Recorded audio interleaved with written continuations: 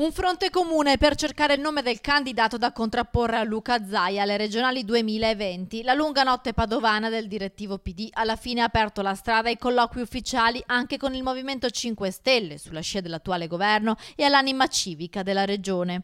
Un campo largo che abbia come argine solo i sovranisti e che metta assieme tutte le persone di buona volontà che in Veneto pensano che sì, siamo a buonissimi livelli, che si sta anche bene, ma che si potrebbe stare molto meglio.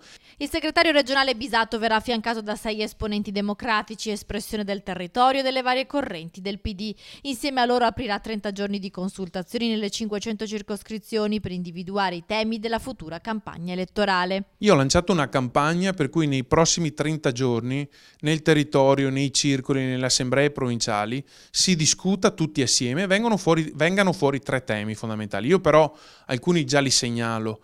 L'impoverimento del sistema sociosanitario veneto, il sistema delle infrastrutture e soprattutto la grande emergenza ambientale.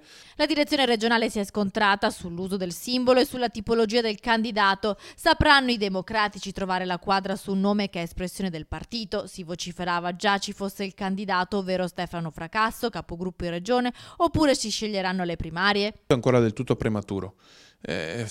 Ci confronteremo tutti assieme. Questi 30 giorni servono ad elaborare temi e a confrontarci con persone.